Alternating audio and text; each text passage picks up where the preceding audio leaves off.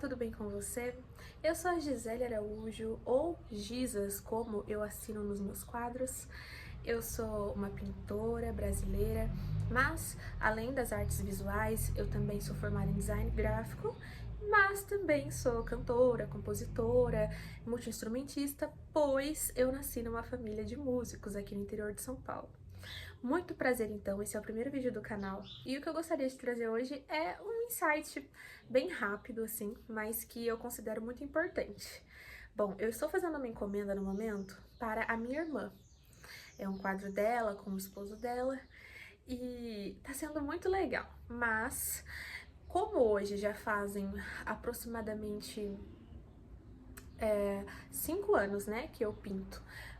Eu comecei a desenhar com 12 anos, mas foi somente em 2020 que eu comecei a me aventurar mesmo na pintura em tela. Então, como já fazem 5 anos, eu aprendi algumas coisas com a prática. E aí eu vou trazer algumas dicas para vocês. Então, a dica número 1 é, a princípio, se você não tem costume de desenhar, ainda não treinou muito, é importante sim você treinar a técnica de desenho. Mas você também tem a opção de simplesmente soltar a sua imaginação. Essa parte é a mais legal. Eu não considero que, a princípio, você precise saber todas as técnicas e saber fazer tudo certinho para você começar. A arte, para mim, é uma coisa muito mais sentida que vem de dentro para fora e é um meio da gente se autodescobrir. Então, não é tão necessário assim que você só estude as técnicas. Se você gostar de só estudar as técnicas, pode ir fundo, que é muito legal também. É super importante a gente saber como construir essa estrutura do desenho. Mas é maravilhoso e eu creio que seja a parte mais importante da arte, essa soltura, esse fluir, né, da criatividade. Então, o que eu te recomendo nesse passo número 1? Esqueça os manuais, os como fazer. Apenas se coloque em frente ao suporte onde você vai desenhar, seja a sua tela, seu caderno, e tente criar formas, criar coisas ali, sem um compromisso com o mundo real, com a vida real. Um exercício muito legal é você fazer um rabisco e depois nesse rabisco você tentar criar formas. E aí o seu próprio cérebro vai completando essas informações. Mais ou menos que nem quando a gente é criança e fica olhando as nuvens no céu, e aí de repente você começa a ver um urso, um cachorro. Então é mais ou menos isso. Você faz um risco ali e vai vendo no que isso vai dar. Então esse é um exercício muito legal para você praticar essa forma mais solta, né, de criar, que é a forma mais gostosa que tem, gente. Eu posso dizer pra vocês que eu fiz aula de pintura e foi maravilhoso pra mim, mas me apegar naquela cópia fiel foi o que tirou minha vontade de pintar por um tempo. E, em contrapartida, o soltar e o me permitir criar, imaginar, completar foi o que me trouxe o gosto absurdo por pintura novamente. Então, a segunda dica é que você preste atenção no mundo à sua volta e nos detalhes. Então, quando você estiver andando na rua, não apenas passe pelas árvores, veja o céu de forma superficial. Quando você olha o céu, você tenta ver quais cores estão compondo cada trecho do céu. Quais cores estão presentes ali na nuvem? Porque às vezes a nuvem é branca, mas às vezes ela também tá cinza, mas às vezes ela também tá rosa. Quais são essas cores, né?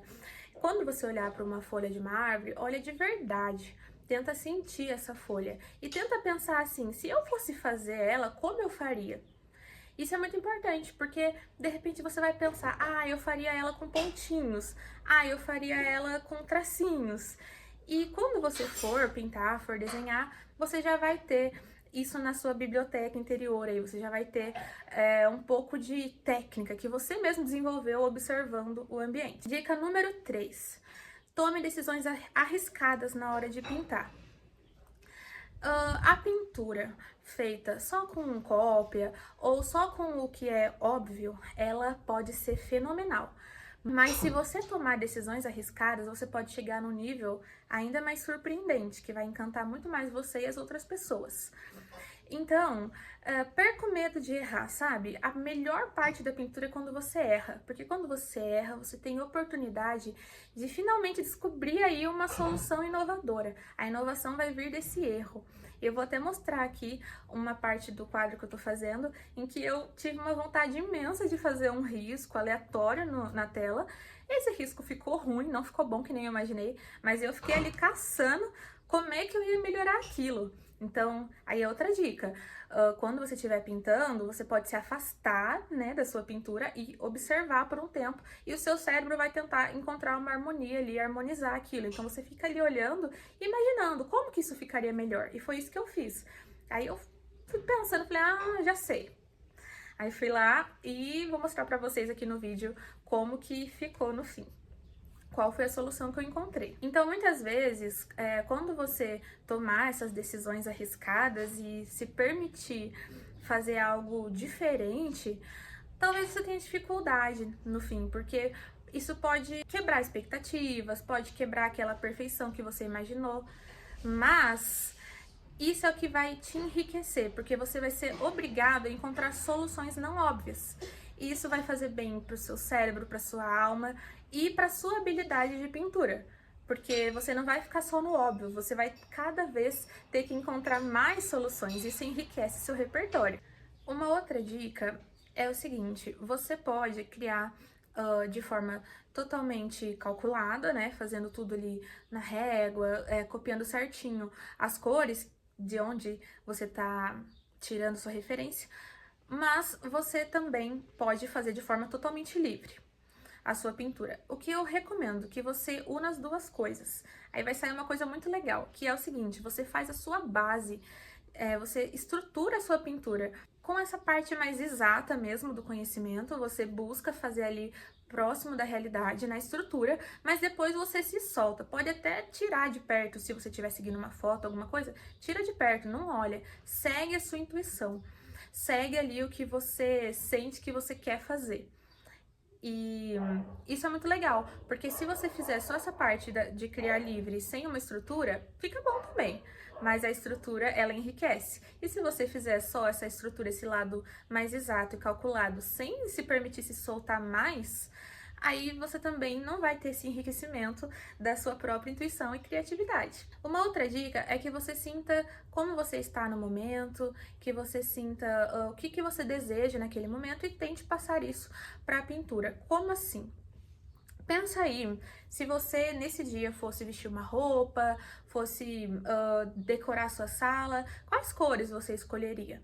Então, por exemplo, uma pessoa que tá num dia triste, essa pessoa não escolheria uma roupa amarelo ouro normalmente para vestir, porque provavelmente essa roupa não iria transmitir o que ela tá sentindo. Então, se você tá num dia que você tá se sentindo triste, pensa nessas, que cor que eu iria colocar de roupa, que cor que eu iria pintar a minha casa, e aí você traz essa cor pra tela. E aí, você pode trazer também símbolos e formas que tem a ver com como você está se sentindo ou com o que está acontecendo aí na sua vida interna. Só que isso é uma coisa muito intuitiva, mas nem todas as pessoas fazem isso intuitivamente. Essa é uma dica para você complementar aí a parte de cores, por exemplo, da sua pintura. Então, se você tá pintando uma árvore, né? Tá uma árvore muito legal, mas de repente você quer algo meio diferente. Então, você pode pensar assim, nossa, o que eu tô sentindo dentro de mim, né?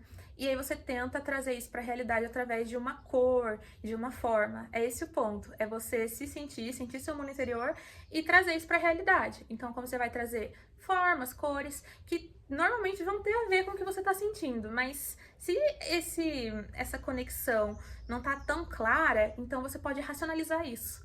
Dessa forma que eu falei, imaginando o que eu escolheria, né? Com o que eu me sinto confortável. Se eu fosse comer uma coisa, o que eu tô louca pra comer, assim? Sabe? O que me desperta essa coisa? Então, normalmente isso é o que vai ter a ver com a sua frequência atual. É o que vai ter a ver com como você está naquele momento. E aí você pode racionalizar isso e trazer isso para a sua pintura. Aí você vai transformar isso em símbolos, e aí você não precisa trazer esses símbolos de forma completa, você pode trazer silhuetas, você pode trazer só um detalhe ou outro.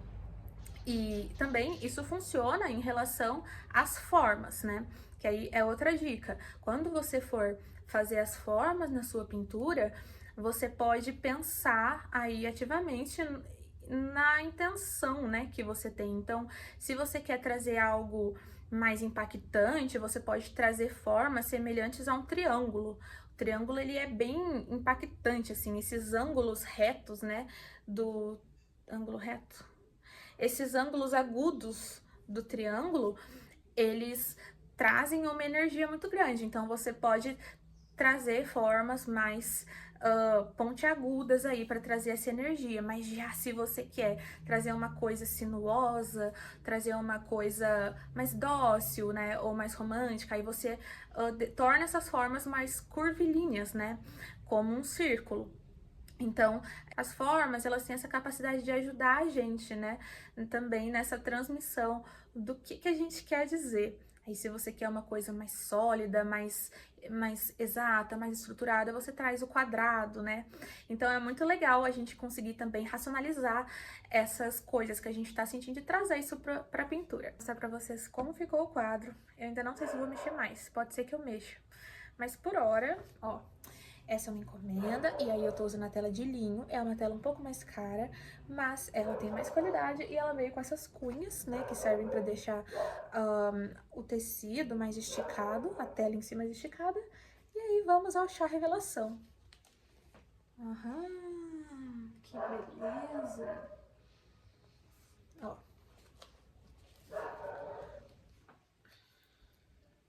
Parece um portal, né? Olha que legal!